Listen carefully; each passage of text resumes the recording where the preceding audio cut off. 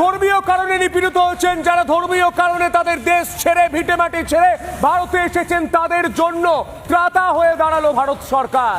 তাদের কথা ভাবলেন দেশের প্রধানমন্ত্রী নরেন্দ্র মোদী।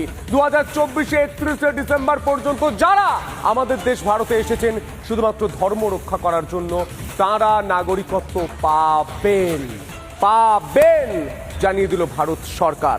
আপনাদের জানিয়ে রাখবো, স্বরাষ্ট্র মন্ত্রক যে নির্দেশিকা জারি করেছে সেই নির্দেশিকায় পরিষ্কার হয়ে গিয়েছে যে আপনি নাগরিকত্ব পাচ্ছেন 31 ডিসেম্বর 2024 মধ্যে আপনি যদি এই দেশে আসেন। গ্রাফিক্যাল প্রেজেন্টেশনের মাধ্যমে দেখুন 10 বছরের ছাড়, শরণার্থী প্রবেশের সময়সীমায় ছাড়। পরের তথ্য, 10 বছরের ছাড় দিল কেন্দ্র সরকার। 31 ডিসেম্বর 2024 পর্যন্ত ভারতে আসা শরণার্থী হিন্দু, শিখ, বৌদ্ধ, জৈন, পার্সি, খ্রিস্টান শরণার্থীরা পাসপোর্ট ভিসার মেয়াদ ফুরোলে ব্যবস্থা নয়, নাগরিকত্ব পাওয়ার জন্য আবেদন করতে পারবেন জানাচ্ছে কেন্দ্রীয় স্বরাষ্ট্র মন্ত্রক। আর এই বিষয় নিয়ে কেন্দ্রীয় প্রতিমন্ত্রী সুকান্ত মজুমদার তিনি ঠিক কি বলেছেন শোনাবো আপনাদের, শুনুন। এই গেজেট নোটিফিকেশনের মাধ্যমে আমাদের যে ফরেনার্স অ্যাক্ট রিসেন্টলি পাস হয়েছে তাতে একটা পরিবর্তন এসেছে। এই যে নোটিফিকেশন, এই নোটিফিকেশনের মাধ্যমে কেন্দ্র সরকার আমাদের হোম মিনিস্ট্রি মাননীয় অমিত শাহজিকে এবং মাননীয় প্রধানমন্ত্রীকে আমি ধন্যবাদ দিতে চাই। কোনো ব্যক্তি ধর্মীয় কারণে, আবার বলছি আমি যেহেতু বাংলাদেশটাই বলছি কারণ আমাদের পশ্চিমবঙ্গের জন্য বাংলাদেশই হচ্ছে এফেক্টিভ জায়গা, পাকিস্তান বা আফগানিস্তান নয়। কিন্তু এই সমস্ত জায়গা থেকে যদি কোনো বাঙালি হিন্দু বাংলাদেশ থেকে 31 ডিসেম্বর 2024 সালের মধ্যে ঢুকে থাকে তাদেরকে ডিপোর্ট করা যাবে না।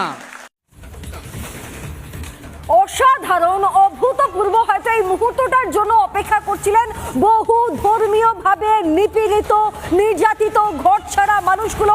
আপনাদের বাংলাদেশের কথা মনে আছে?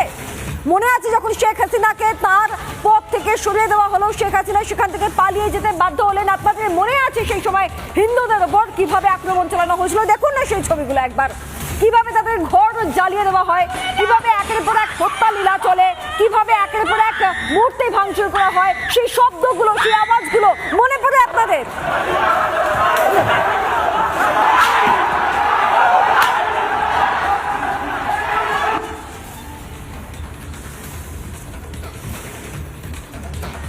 এবার এই ধর্মীয়ভাবে উৎপীড়িত নিপীড়িত মানুষগুলো নিজের ঘর পাবেন, নিজের মাটি পাবেন, নিজের পরিচয় পাবেন এই ভারতের মাটিতে। হ্যাঁ, ভারত এইভাবেই সবার জন্য।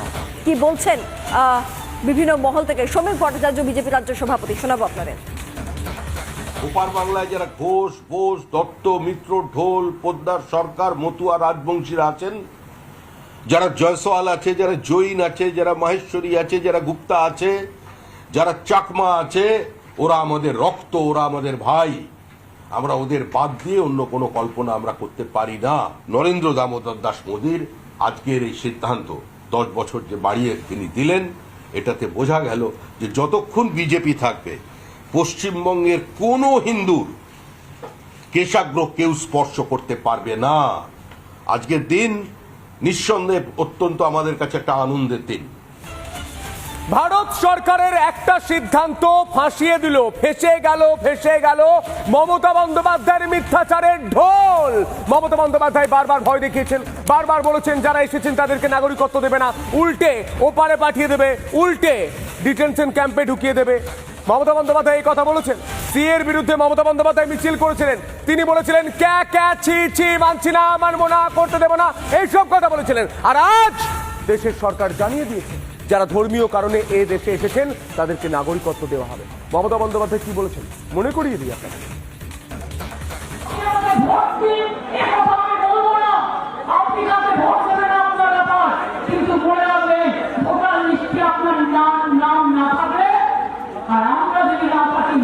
ওরা কিন্তু আবার ওই আসামের ডিটেনশন ক্যাম্পের মতো বাংলার লোককে দুর্গাকেও আটকে রেখে দিয়েছে।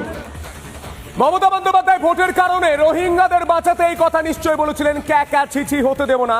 আর এই বিষয় নিয়ে রাজ্যের বিরোধী দলনেতা শুভেন্দু অধিকারী তিনি ঠিক কি বলছেন শুনবো। ঠিক আছে, যারা ভারতীয় নয়, অনুপ্রবেশকারী, তাদেরকে বাংলাদেশে বা অন্য দেশে পাঠাতে গেলে কিছুদিন তো রাখতে হবে। রাখতে গেলে তাদেরকে খাবার দিতে হবে, মানবিক কারণে পোশাক দিতে হবে। সেই জন্য একটা জায়গা দরকার। ভারতীয় মুসলমানের কোনো চিন্তা নেই, তো বাংলাদেশের অনুপ্রবেশকারী মুসলমান রোহিঙ্গা রাখবো না। নানা ধরনের কন্টেন্ট দেখার জন্য লাইক করুন, শেয়ার করুন আমাদের ফেসবুক পেজ, সাবস্ক্রাইব করুন আমাদের ইউটিউব চ্যানেল। পাশাপাশি অন্যান্য ব্রেকিং নিউজের জন্য অবশ্যই চোখ রাখুন রিপাবলিক বাংলায়।